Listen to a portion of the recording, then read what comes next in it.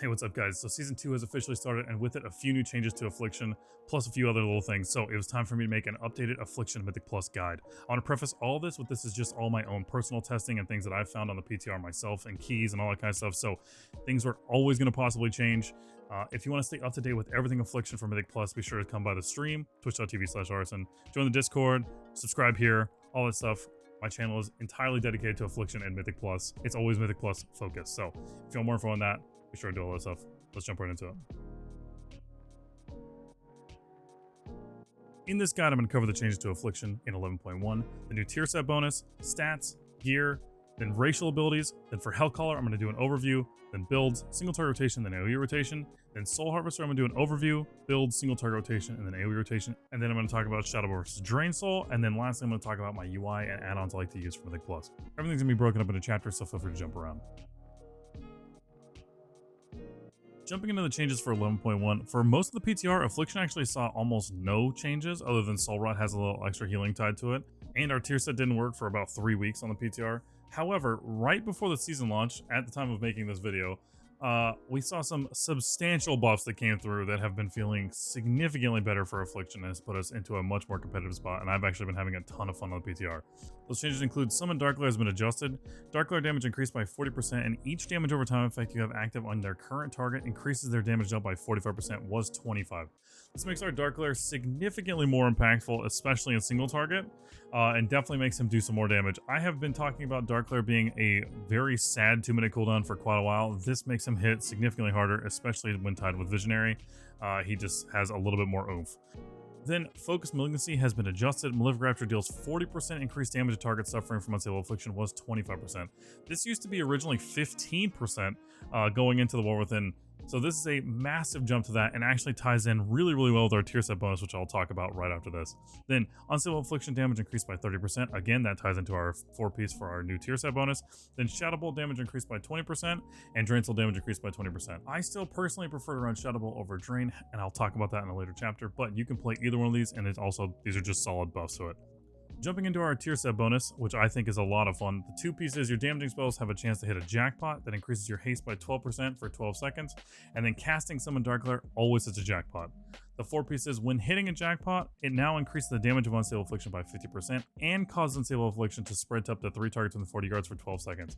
So whenever we Dark Glare, we get 12% haste, 50% increased damage on our main UA, and then we spread 3 additional UAs to multiple targets. You can also proc this before you even Dark Glare, so you can have multiple UAs out. You know, I've had up to like 10 in a pull before going into your big AoE rotation. And this tier set, in my opinion, feels like a ton of fun to play around. I was having a lot of fun with it before the buffs, and now after the buffs, we feel a lot better, and I've been having a ton of fun with PTR. So overall, these changes were massive for Affliction, in my opinion. We feel significantly better in single target and way better in AoE. Our tier sets, in my opinion, is a lot of fun to play around, so I'm really excited for Season 2. So talking about stats, in my previous guide, I talked about Crit Mastery being our best stat setup, and that might still be true for more of a raid environment for Soul Harvester and Hellcaller.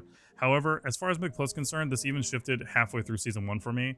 I shifted way more towards Haste Mastery, so I would say that continues to be true for me going into Season 2 and probably throughout most of Season 2 is I want mainly Haste Mastery for everything. However, I do want Crit. Crit is still very good for us, so it's not like you only want to go Haste Mastery for everything. I wouldn't say that this gear setup and these percentages or anything like that are exactly what you're aiming for. There's no specific number you're hitting. You just want to go haste mastery to a certain amount. I like around 25%, and then as much mastery and crit as I can get my hands on. So that's completely baseline. Things will change based upon those things for sure. So I'm not going to go too in-depth in this guide. I've talked about in my previous guides about how I like to sim, but essentially what it boils down to is 1 target for 5 minutes, 5 targets for 5 minutes, and 10 targets for 1 minute. And that basically just gives you a decent overview of several different environments in a Mythic Plus scenario. So I kind of like to use those and then kind of compare ideas. So essentially for me, I like to have a lot of haste because haste just feels significantly better for me in keys. If you can play with lower haste, you might be able to be okay with that, but haste also helps us with shard generation, which Affliction is kind of weird. And then mastery, obviously, and then crit helps us with a little bit more single target damage and just helps our damage as a whole for sure. I personally, though, lean towards more haste mastery. Definitely sim your character. But B, you know, if something's going to give me a little bit more damage, but I'm going to lose like a substantial amount of haste for it. I kind of usually check and see how much damage I'm going to lose for that, because sims aren't always a perfect answer. They should be a building block of what you want to do, but don't use them as like, you know, if you sim single target for Mythic Plus, that's always the exact answer, because that's not necessarily the case. That's usually more of a raid situation, so just be aware of that. However, haste mastery is your best friend, in my opinion. Haste feels great to play with on AF. Playing with low haste feels really bad. Jumping into gear, mainly what we're going to talk about in this section is just trinkets. There's a couple weapons I'll talk about at the very end of it, but essentially, there's a decent amount of trinkets this season that are pretty good for us. And I think it's probably going to be more so like you'll probably get some dungeon trinkets, and then eventually once you start getting further into mythic rating and things like that, and there are some dinars that we'll be getting this season, which has kind of gone back and forth how many dinars we're going to get that you can, you know, spend to buy an item from the raid at like a mythic quality or whatever. But essentially what those trinkets are is an on use and then some passives, right? So one of my favorite on uses is House of Cards, which just gives you int baseline and then has a chance, or just gives you a bunch of mastery, and that gets more and more strong the longer you're in a fight. So if you use it, you know, twice in one fight, your mastery gets higher and higher because it just stacks the deck. It's just a very solid 2-minute trinket. It says 1 minute 30, totally fine, but essentially we're using it with our 2 minutes. The other one that's pretty good that's from Dungeons is Signet of the Priory.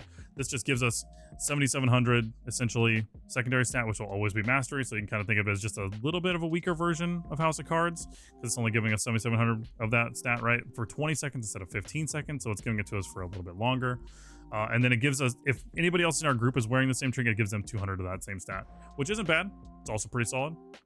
The other one that I've been running is Florindo's Pilot Light, which gives us baseline haste, and then it gives us like 11,000 intellect for 15 seconds. And then after you cast 3 harmful spells, it unleashes a beam dealing like 2 million fire damage to your primary target, which is not terrible. Honestly, that secondary thing, it's not bad at all. It's just extra little free damage after you... I've used it to like snipe certain things like totems, things like that in certain keys. It's a little awkward. Essentially, I would say any of these 3 trinkets, some point, are probably going to be very strong for us. I think, personally, in-game, we're probably going to be running more Signet or House of Cards in keys. And then, for our secondary trinket, or like our passive trinket in this case, it's either going to be the Moxie's Jug, which I don't really know how I feel about this trinket. It sims very well, and usually sims very high for us.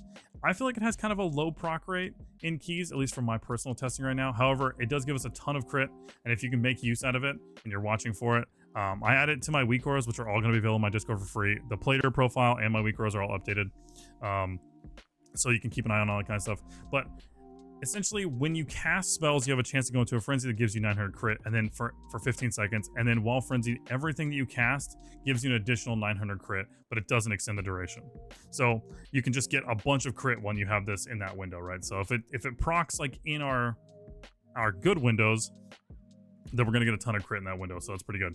The other one that's probably going to be more of another secondary baseline is Aya Kazan, which gives us flat mastery, and then it just gives us 474 int stacking up to 20 times while we're in combat. And then as soon as we leave combat, it starts to decay, and instead of dealing, and then it said like deal some fire damage to enemies or heals allies or whatever. You can kind of think about this like Gale of Shadows if you played that last season.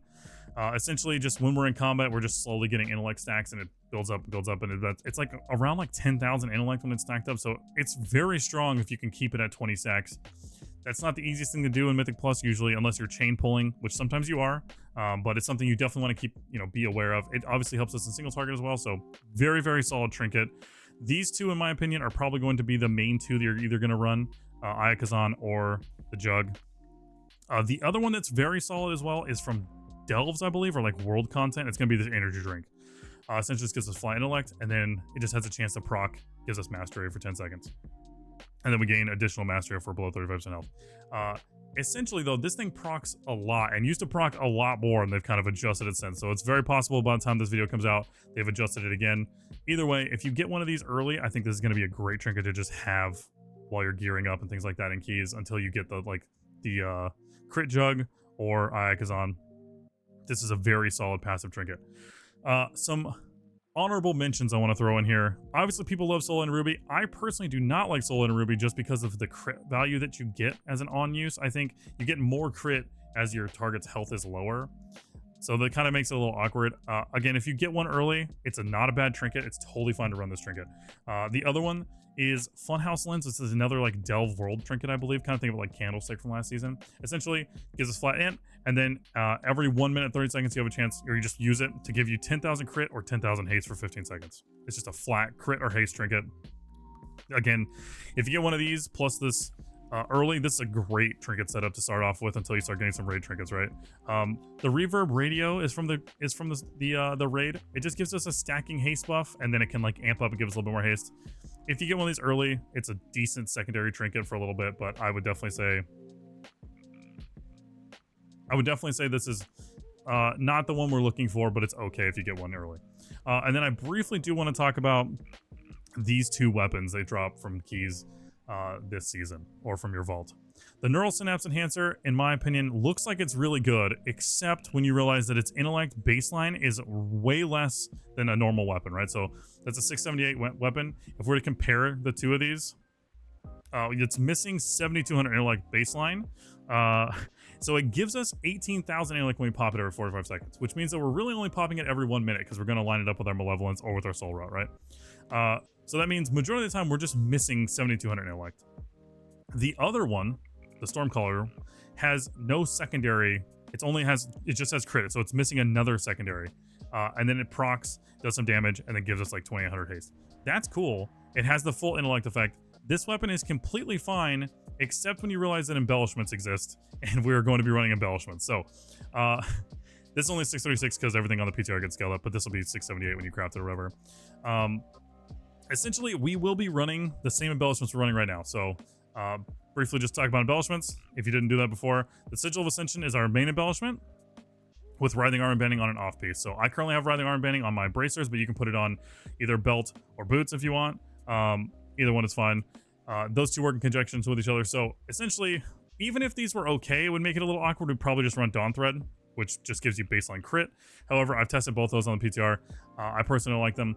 If you were to get a neural synapse enhancer very early, you would probably run this, but I still don't think it's worth, mainly because Sigil of Ascension exists, which is our embellishment, and you can craft a two-handed weapon very early with Cress. In my previous guide, I talked about crafting main hand offhand, which you can still do.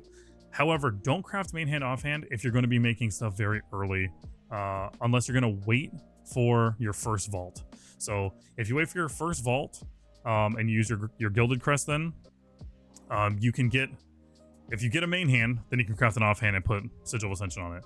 If you're not going to wait for your first vault, then it's better to craft a two-handed weapon because it saves you on how many crests you have to use. Two-handed weapon only costs you like 90 crests, whereas main hand offhand costs you like, I think like 120 or something like that. So be aware of that. But essentially, for our embellishments, we're going to be running Sigil of Ascension on our main hand or offhand, or a two-hander, and then Writhing Armor Banding on our belt, our boots, or our bracers. You don't really want to put it on cloak because there is a special cloak this season. I don't think it's anything crazy like the one we had previous season where it gave us that huge avoidance and all that kind of stuff. This just gives you like a speed buff for like a second or two. It's really not that great, but it does have Haste Mastery on it, so if you get one, it's pretty solid. The other specialty item is the Jaster Diamond, which essentially has a bunch of Haste Mastery on it, or a bunch of Mastery, which is really good for us. And then you take credit for your deeds once, or for your allies' deeds once every 12 seconds, gaining 193 other secondary stat up to 10 times until shortly after leaving combat. You have a 10% chance to get caught in the act, transferring all accumulated credit to your ally 15 seconds. This is just a solid extra stats ring. It's a specialty item that drops off the very last boss in the raid.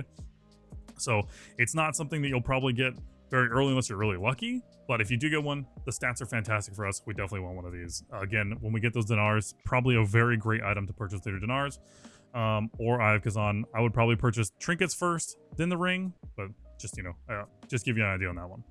Quick recap, I love over everything than Haste Mastery as much as you can get your hands on. I like to play around 25% Haste and then as much Mastery and Crit as I can get around that.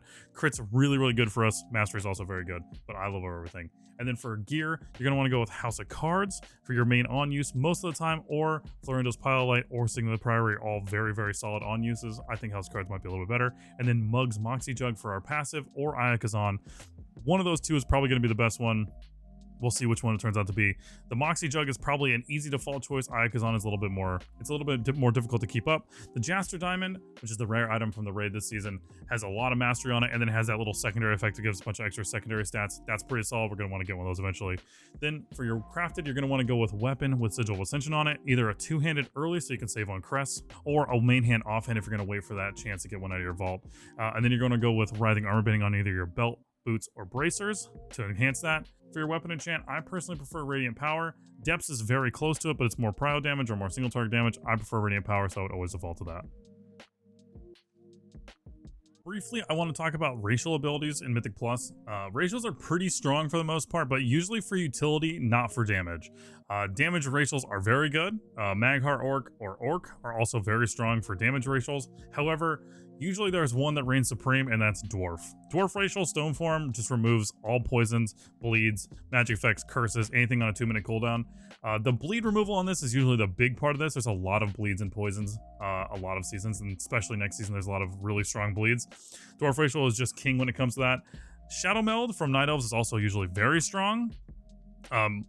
But it's more of a preemptive strength, so you can, meld anything that's being cast on you. However, most of the time, it's going to be Dwarf if you care about survivability and, pure utility. If you only care about damage, it's probably Orc or Magheart Orc are both very, very good for Affliction. But other than that, Dwarf kind of reigns supreme in this category. If you want to go purely off of the best looks, though, it's Undead all day. Undead looks the best. It's got the best transmogs. And obviously, if you look good, play good, look cute, play cute, all that good stuff, Undead's the best. But, Dwarf is actually the best. Jumping into Hellcaller as an overview, essentially, if you've never played it before, Corruption gets replaced by Wither, and Wither is a significantly more important version than Corruption ever was. And a lot of our damage, about half our damage, is built around Wither. So all of these talents are kind of about empowering Wither and different things that it does. There are some of them that are just extra damage on top of Wither, things like that. And then you have things like Blackened Soul, where whenever you spend a Soul Shard, it increases the chance to, you corrupt your Wither and gain stacks. Every time your Wither gets a stack, it has a chance to collapse, and then every 1 second it deals extra shadow damage or whatever. And there's more talents around that, like Seeds of the Demise. So after Wither reaches 8 stacks, or when its host reaches 20% health, Wither deals Shadow Flame damage, about the same as Blackened Soul, and then it collapses. All those stacks fall down, right, until it gets 1 stack. And every time it does damage, you have a chance to gain a Tormented Crescendo. Tormented Crescendos are every time you have Agony, Wither, and UA on your main target, or in the case of with their tier set, if you have UA from your tier set on a target and you Shadow Bolt them or you Drain Soul them, you have a chance to proc a Tormented Crescendo, which allows you to cast your Rapture instantly and cost no shards. In my opinion, this is a huge component of Hellcaller, and why I think that sometimes you can feel like you're super shard starved, but you should be trying to fish for as many crescendos as you can to help fill in that shard starve. Sometimes you're still going to be starved for shards, but that crescendo should help fill in those gaps. Essentially, these just, extra shadow damage, things like that. Then this is a utility row for the most part on the side. So Curse of the Satyr is the one we pretty much default to. It just replaces Curse of Tongues, but it basically has Curse of Tongues and Curse of Weakness combined. You should keep this on a target that has casting as much as you can. Just know that when you apply Curse of the Satyr on a target, that target can be slowed. Whenever you cast Vile Taint, you will overwrite Curse of the Satyr with Curse of Exhaustion. So if you're going to Vile Taint a pack and mobs can be slowed, which most mobs can, if they're at least a boss or like a mini boss, you need to put Curse of the Satyr on after you Vile Taint. And then the other one is Aura of Enfeeblement. This one sounds really cool, except it only works when we have a Resolve active, and it just makes your Curse of Tongue and Weakness 100% effectiveness like around you. We never run this. It sounds really cool. I wish they would maybe relook at this, maybe like if it was Dark Pact or something like that, but something a little bit more consistent. Other than that, Curse of Satyr is the default. Your other utility row is Zevrim's Resilience, which just makes you have a Dark Pact that heals you while it's active and actually heals for like a lot, or Sacrifice members your max health for Soul Leech and absorb resist level 50%.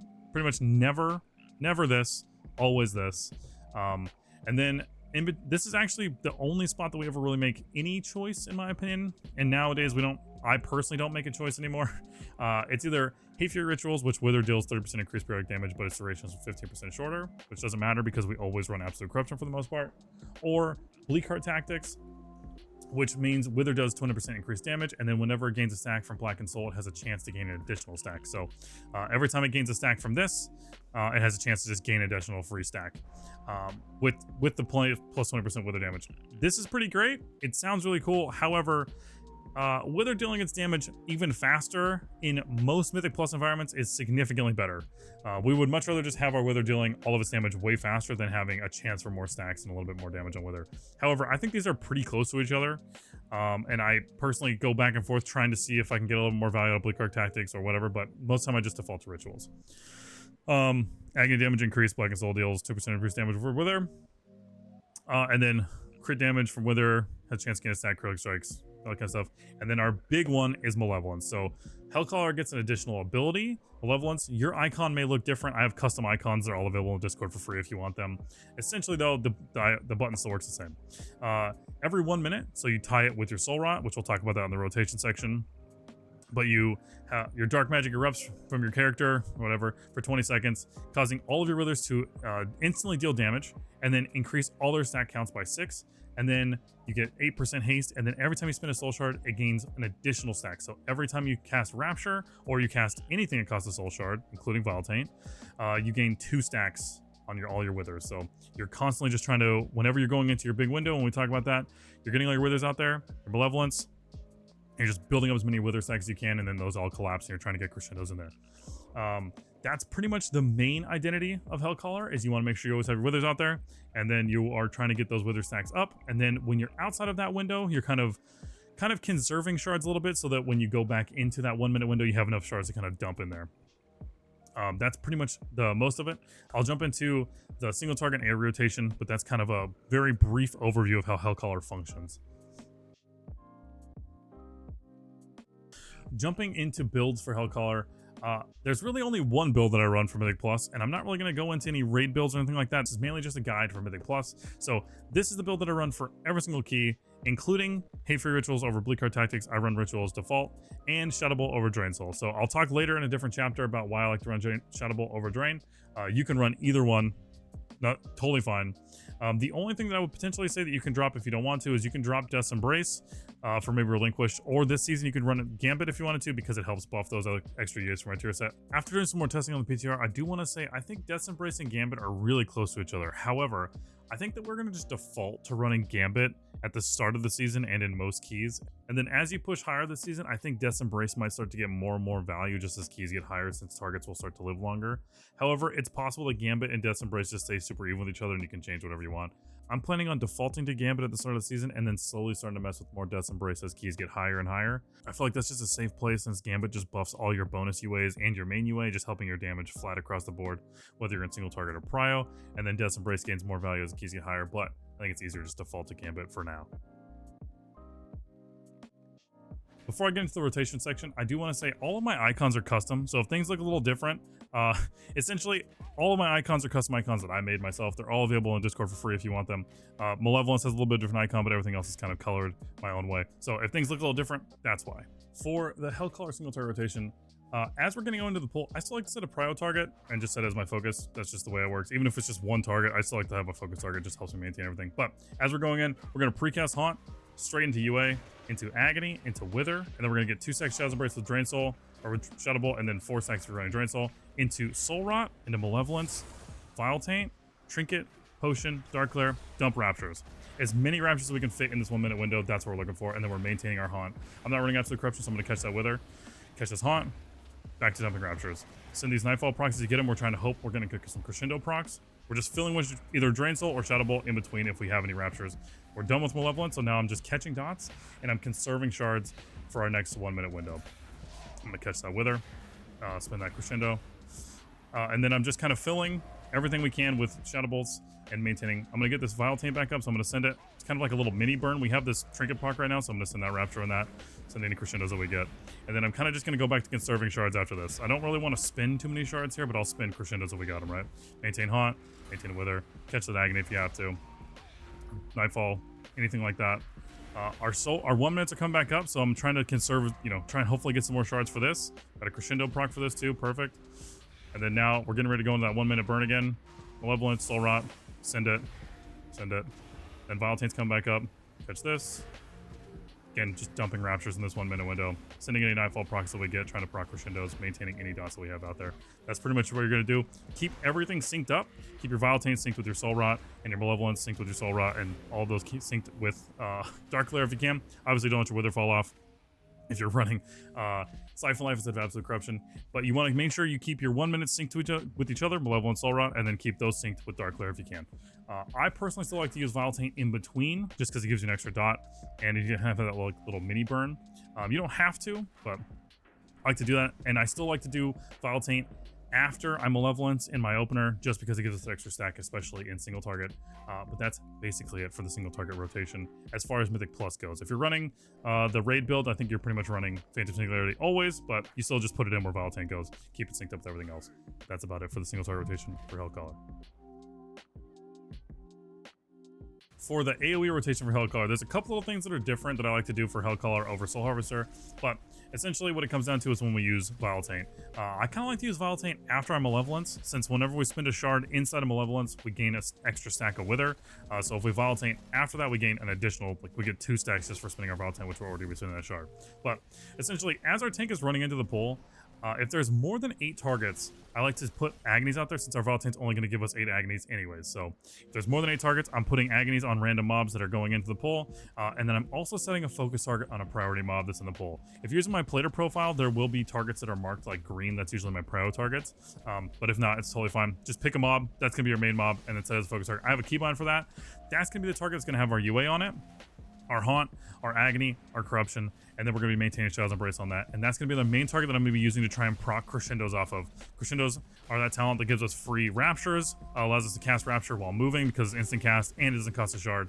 It's one of the reasons why I like to run Shadow Bolt, because if I can proc Crescendos, then I can move, and I can weave in Shadow Bolt cast because they're instant cast with Nightfall, and I can proc Crescendos, which are also instant cast, and I can kind of just weave those in my rotation when we're in a large pool or if I ever have to move. So as we're going into a pool, I will usually set a focus target, and that's going to be the target's going to have all my things. The other main thing I want to talk about is Volatile Agony is a thing. So under 10 seconds, we want to catch our Agonies because we're going to get a little extra shadow damage. This applies if you catch them with Vile Taint or not. But either way, try and catch your Agonies under 10 seconds if you can. The main other thing I want to mention is you want to try and keep everything synced up. So our Malevolence is always going to be synced up with our Soul Rot, and our Vile Taint's always going to be synced up with those as well. And then we're going to sync those, since they're 1 minute, we're going to sync those with our Dark Lair, which is 2 minutes. So we're going into a pool. We don't have more than 8 targets. So our Vile Taint is going to give us enough Agony. So let's have a focus target set immediately into Seed, into Haunt, into UA, into Soul Rot, into Malevolence, Trinket Potion, Vile Taint, Dark Lair, and then I'm sending these 2 Nightfall procs, and I'm sending this Rapture, Nightfall proc, Rapture, Rapture, Nightfall proc, just to try and proc Crescendos, and then I'm just dumping Raptures, Nightfall proc, Rapture, sending, then we're filling with Shadow Bolts, Nightfalls if we got it, Raptures if we can. This first set, we don't have to catch these Agonies, but any set after this, we will.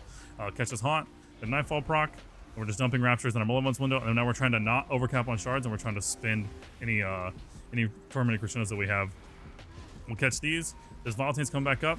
We catch this right at the last second. We'll catch all those. We barely caught all of them. Got all of our stacks still. Nightfall proc, Haunt, Nightfall proc, spinning Rapture so we don't overcap. And then we're kind of just conserving shards, so when our next 1 minute comes up, we have as many shards as we possibly can. We're going to catch these Agonies so they don't expire. So our Vile Taint's not back up. We'll spin this Rapture, try and dump this shard, dump these Nightfalls, catch that UA, catch this Haunt, spin that Nightfall, catch this Haunt, catch that Agony. Then we're going to immediately get a Soul Rot, Malevolence, dump Raptures, dump Rapture, catch with Vile Taint again. Those are on 10 seconds, so we got that free start. Then we're just spinning as many Raptures as we can. We overcapped on Nightfall there, keep our Shadow's Embrace occupied, and then that's pretty much it. Every 1 minute, that's what we're doing. We're just maintaining our Agonies on main targets we can. Only like to do about 5. Maintain our UA on our main target. Weave in those Nightfalls if you can. If you have Drain, weave in those as well. And then we're just catching our Agonies under 10 seconds. We're just maintaining all of those. If you're not running Absolute Corruption, you'll also have to maintain Wither, which means you'll usually have to weave in a Seed of Corruption, or you'll just catch them if you have like a couple targets or whatever. But that's pretty much the gist of Hellcaller and AoE. Keep everything synced up. Keep your 1 minute synced together. So that's Malevolence to Soul Rot. And then keep Vile Taint synced with those if you can. If you can, I like to spin my Vile Taint after I'm Malevolence, but if you're going to lose your Agonies before that's going to happen, use your Vile Taint before. Don't let your Agonies expire if you can help it. That's pretty much it. One thing I briefly want to mention for both Hellcaller or Soul Harvester, this will be in both sections. If you're running Drain or you're running Shadow Bolt and you're like hurting for shards, most of the time it'll be more for a Hellcaller, but you can move your UA around to targets that are dying and it'll give you a shard. So whenever a target dies while it has Unstable Affliction on it, it gives you a soul shard. So when I don't like to run Drain, I will use UA to kind of snipe targets that are low and just get shards off that. It's one of the things that's really nice about our new tier set bonus, that if a target dies when it has those UAs, it also gives us shards. So if you really feel like you're hurting for shards, you can try and look for targets that are dying and put your UA out there. It works very similar to how Drain works, in my opinion. You can also just run Drain. It'll also give you more shards. That's totally a possibility. But if you don't feel like running it and you still feel like you're hurting for shards, that's also an option. Just want to put that out there. Just want to put this very quickly in this little section. Jumping into a quick overview of Soul Harvester, essentially you don't have an extra button like Malevolence for Hellcaller, you just have Soul Rot. So all of your damage is tied around Soul Rot and Succulent Soul Shards. So Demonic Intent inhabits your soul, allowing you to detect Succulent Soul Shards. Whenever you find one, so it just randomly procs, by the way, you don't have to like look for these, they just randomly procs to buff on you. Basically every time you generate a Soul Shard, you have a chance for it to be a Succulent Soul Shard, and increase the damage of your next Rapture by 20%. And then deals an additional like 220 whatever shadow damage. Then you also have Shadow Bolt and Drain Soul damage increased by 20%. The other half of this for Soul Harvester is Shadow Bolt or Drain Soul are extremely ramped up for Soul Harvester. So Shadow Bolt increased by 20%, and then Nightfall increases the damage of Shadow Bolt and Drain by an additional 50%. So whenever we proc a Nightfall, it makes those hit even harder. Soul Anathema. Unleashing your demonic soul bestows a fiendish entity upon the soul, target dealing extra shadow damage, and if this effects are applied, it kind of stacks again. It's just an extra dot on the target. You just maintain it by proccing Nightfalls and hitting with Drain or Shadow Bolt. And then demonic soul deals 100% increased damage to targets afflicted by UA. So your main target, which again, this was not working on the PTR. I don't know if it's working by the time this video comes out. Hopefully it is, but this should be working with our tier set UAs. So your demonic soul, whenever it procs on the other targets that have your proc from your tier set, it's gonna be doing extra damage. The two side ones are our utility row. We pretty much always default to Fiends in Dark Places. Dark Pact now shields you for an additional 50% sacrifice health. This is huge. This makes Soul Harvester Dark Pact very good. Better than Hellcaller for sure. It's a very strong shield with this. Then the other one is always getting the benefit from Soul. If you have trouble soul burning and you feel like you don't use it enough, this one's okay, but in my opinion, you should always go with the bigger Dark Pact and just get used to soul burning. The other one that we always basically take, Fell Down reduced by 90 seconds. You can take Gorefiend's Resolve if you want targets resurrect to a soul, so basically just have 100% health, 100% mana. But shorter Fell Down is very, very nice, especially if your pet ever dies or if you die, stuff like that. This is something I miss whenever I'm playing Hellcaller for sure.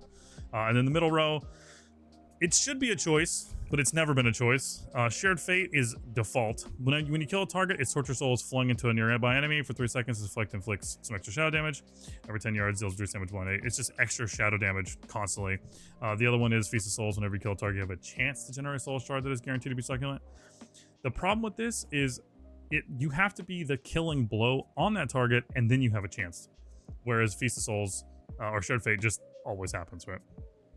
So definitely always default to Shared Fate. You can mess around with this if you want to. I highly encourage testing things for yourself.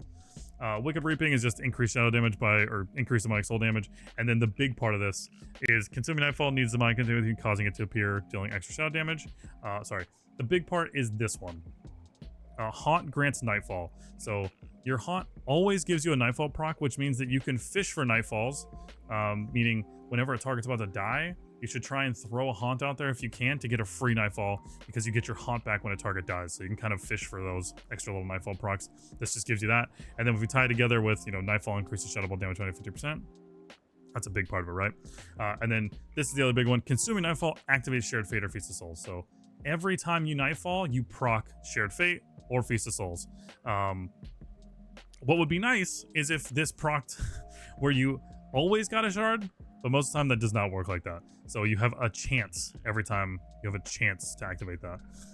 And then the last one is your Soul Rot spell is empowered demonic entity within you, causing it to grant you 3 soul shards that contain second soul shards. So that was kind of what I was talking about. Your main damage from Soul Harvester is whenever you Soul Rot, so every 1 minute, you immediately gain 3 soul shards, and those 3 soul shards are guaranteed to be second soul shards. So those are the increased 20% on Rapture damage. That's your big burst window, right? So that's when I'll get into the rotation section, but Soul Rot is where all of your power is stored.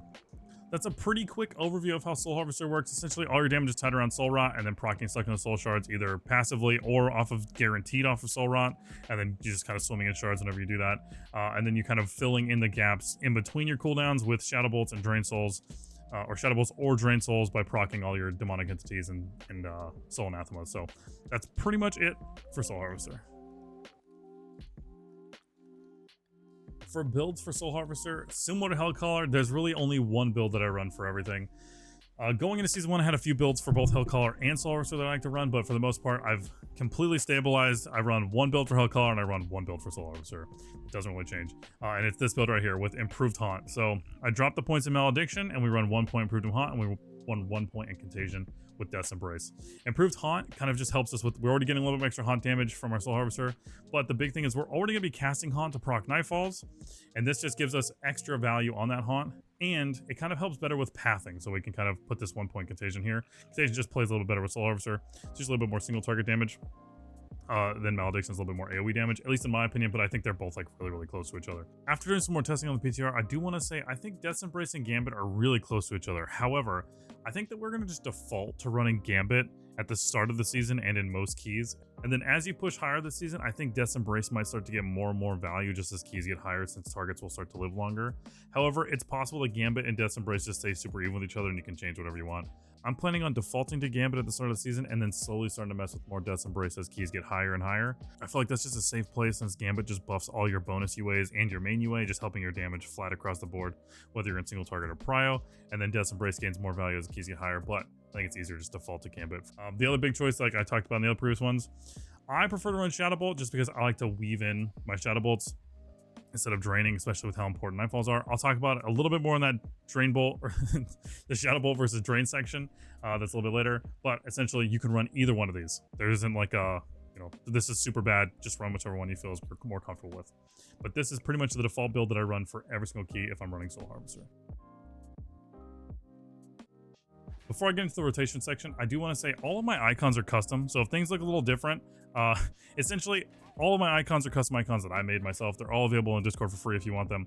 Malevolence has a little bit different icon, but everything else is kind of colored my own way. So if things look a little different, that's why. For the Soul Harvester single target rotation, there are a few things I like to say before we get into it. I do select the focus target. It just helps me maintain my dots easier there, but you don't have to. The main thing I want to say is, because Soul Rot gives you 3 shards when you use it, there are times where you need to overspend shards before you Soul Rot, if you want to get maximum value of Soul Rot. If you're willing to lose a shard, sometimes that can be okay. You don't want to overspend and like risk a chance to lose your Vitaltain. So as we're going to the pull, I'm going to precast Haunt into UA, into Agony, into Corruption, and then I already have a stack of Shadow's Embrace on there because of Haunt, so I'm going to send that one, and then I'm going to immediately Vitaltain. We spent that shard. We were funded, so I'm going to Soul Rot then. Trinket Potion, we overcap by 1 still, and then I'm just dumping shards in this window. And then I'm catching our Shadow's Embrace with these Nightfall procs. I'll catch that Haunt before it falls. We don't want to overcap on Nightfall procs because of that. Spin the Haunt. Because every time we spin a Haunt, we get a Nightfall proc, we want to make sure we don't overcap. Then we're just filling with Nightfalls, with Drains, or Shadow Bolts in this case, and then I'm just spinning as many shards as I can when we have all of our dots out there. After all of our dots are out, I'm just kind of weaving in crescendos and maintaining any dots that are on our target. So catching this UA, catching this Haunt, I'll spin that Nightfall proc to maintain that. Our Volatain's back up, so I'll use this as like a little mini burn. I'll just dump a couple shards there, spin that Shadow Bolt, spin that Nightfall proc on that Shadow Bolt, and then because we get second soul shards in between, I'll kind of not necessarily always spin them, but if our 1-mans are getting ground back up and we don't want to overcap on crescendos, we'll spin those. Catch this Corruption. Spin these Nightfalls, I want to overcap on those. And we're just weaving in all these. Our 1-mans keep coming back up, so we're kind of maintaining shards here, but we're going to want to spin shards before everything comes back up. So Soul Rot's back up. We need to kind of overspend here so we can get our shards down before we go in there. Got them low, Vitaltain, Soul Rot immediately in, and we're going to just dump Raptures in this again. It'll extend all these because of our talents. Catch us UA. Just weaving in Raptures as many as we can. Weave in these Shadow Bolts, Nightfall procs, catch that Corruption. Still trying to dump as many shards as I possibly can while we have all of our dots out there.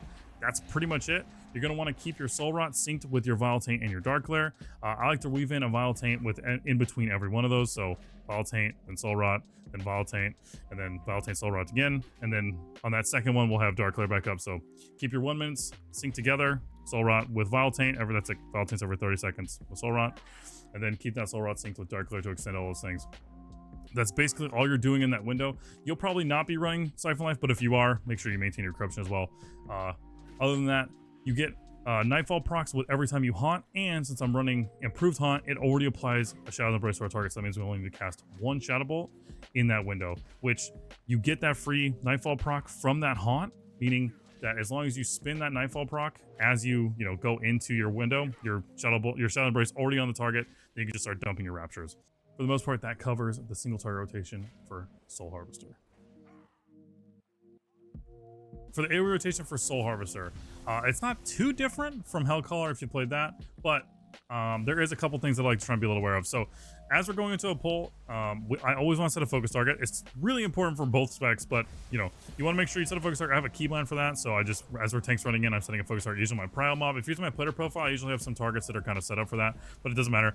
Just set a focus target. That's going to be the target that's going to have our UA on it, our Agony on it, our Corruption on it, and that's the target we're going to maintain our Shadows Embrace as well with Drain Soul or Shadow Bolt. And if we have more than 8 targets as we're running into the pull, and our tank is gathering things, if there's more than 8, our Vile Taint's only going to apply Agony to 8 targets. So I'm trying to get Agonies out on multiple targets, especially if we're going to Dark Clear, because it's going to extend all those Agonies and give us more damage.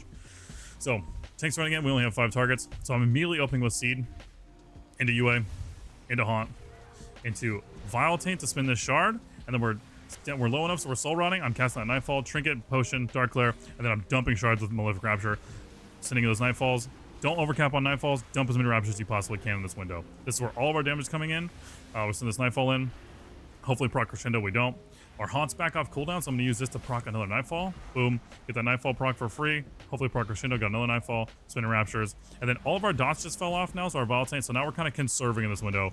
We're going to catch our Agonies with this Vile Taint when it comes up, just because we can barely catch these right before they fall. Caught all of them. And then now we're just kind of conserving shards in this window, and we're just getting haunts with our, we're just getting Nightfalls with our haunt, maintaining our UA on that target. Now we're gonna have to go into a phase where we're gonna start catching our Agonies under 10 seconds because of volatile Agony. And then we're just casting these so we don't overcap on shards, weaving in Nightfall procs with Drain Soul or Shadow Bolt, catch our main Agony. And then when our 1 minute window comes back up, we're probably gonna have to dump a bunch of shards in that window. So we're gonna catch this UA, and we need to dump some shards before this thing comes up. Send that Shadow Bolt. Vile Taint's back up. Send this Shadow Bolt, or send the Soul Rot, and just dump. We overcap by 1 there. Spinning, just dumping Raptures in this window. Spinning as many as we possibly can while we have all of our maximum dots out there. Catch these Nightfalls. Don't overcap on Nightfall if you can help it. Haunts back up. Capped on Nightfall again. And we start catching these Agonies because they're getting under 10 seconds again. Spin these. And that's pretty much it. We're going to do that every 1 minute. And then when we're 2 minutes are back up, we're going to send all those again together. Vile Taint with Soul Rot. Keep those synced up at all times.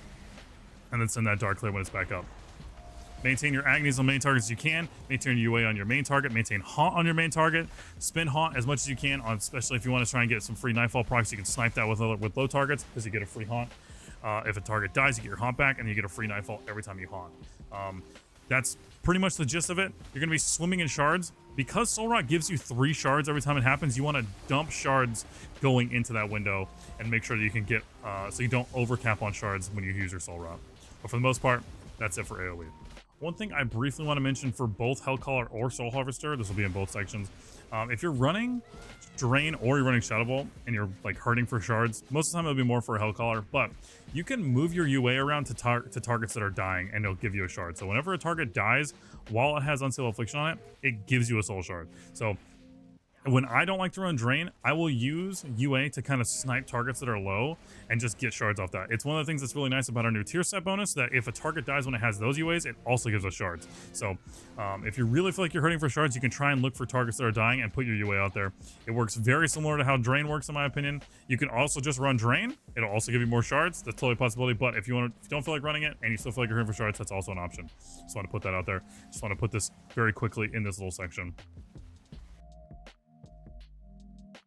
Briefly wanted to go over Shadow Bolt versus Drain Soul in this guide. I've talked about it in my previous guide as well, but I get asked this a lot on stream, so I did want to briefly touch on it in here as well. Essentially, I prefer Shadow Bolt for a few reasons, and mainly it boils down to movement. I really like having an additional spell with Nightfall procs that I can cast instantly, that I can also weave inside of my rotation as well, to just help me proc crescendos on my main target.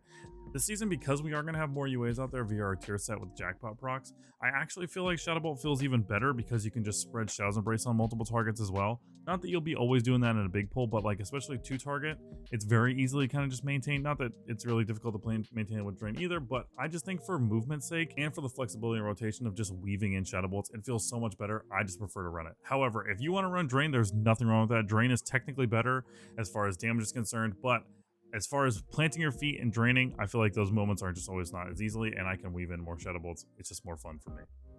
Technically, you can proc more crescendos with Drain, and you can do more damage with Drain because it has an execute. However, I just feel like a lot of those times it's really limited for me, so I find it more valuable for me to just run Shadow Bolt.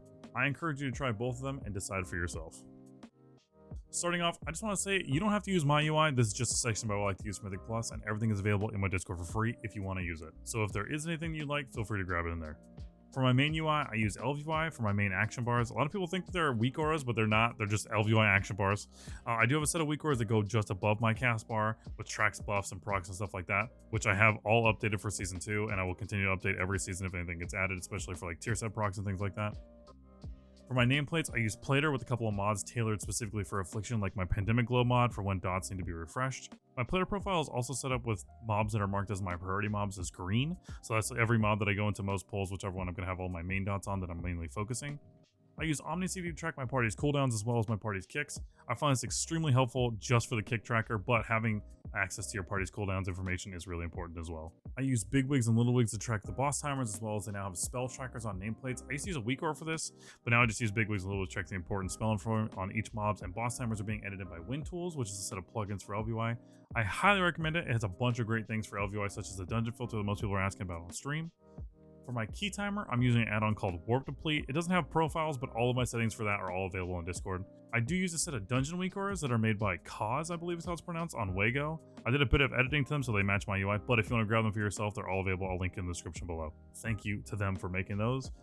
I just want to quickly cover what's in my UI and what I use, because I feel like Affliction is a spec that benefits heavily from at the very least a nameplate add-on, because having clear information to track all of your dots is something that I feel is really, really important for Affliction, and it's something that will help you get better as a player. And it's also something that I think is something that people heavily overlook when picking up a new class. Setting up your UI correctly is something extremely important for most classes and very important for Affliction. Just because tracking dots and managing everything, it can get really difficult in a lot of situations, especially with larger pulls and a lot of mobs and you're trying to manage a lot of things. So having a UI that can help you in those situations is really, really important. I feel like sometimes you can just make it more difficult on yourself. So set yourself up for success. You don't have to use my UI or my nameplates or anything like that. Just set yourself up so you can see all your info as clearly as possible and easily, and whatever's best for you. All right, guys, that about wraps it up. Hopefully this guide helped you out. Affliction is my favorite thing. It's what I do constantly. I've been pushing keys as Affliction since like Shadowlands Season 3. I just push as high as I can every season. All of my old videos and things like that, if you want to go see any dungeons that I've done in the past, or if you want to see current dungeons that I'm going to be doing next season, be sure to subscribe. I always upload any good videos or any keys that I think are fun, and I talk about my builds. I talk about the gear that I run. I am going to be making a dungeon tips and tricks video this season. I was going to make one last season. I even said in my last guide and ended up not making one. However, this season my plan is to make one, so if you're interested in that, it's just going to go over all the different like tips and tricks that I have for every single fight, for every single dungeon, including gate skips and all that kind of stuff. I will also be uploading a bunch of different gate skips that I've found on the PTR, just as shorts to the YouTube, to TikTok, all that kind of stuff, so be sure to check out all that if you're interested in all those good things. If you want to see live keys, be sure to come by the stream, twitch.tv/Arsyn. I'm always down to answer any questions that I can, or join the Discord, I'll answer any questions there. And if you want extra bonuses, like VOD reviews and early access videos, be sure to check out the Patreon. I'm always happy to help anybody learn how to play Affliction if I can, so be sure to leave a comment, all that kind of stuff. But I do truly hope that this guide helped you out. I put a ton of time into this one. I've been spending a ton of time on the PTR, and I just love pushing keys as Affliction, and I want more people to play it. So if I can help you, please let me know. Either way, thank you so much for watching. I truly do appreciate it, and I'll see you guys in the next one.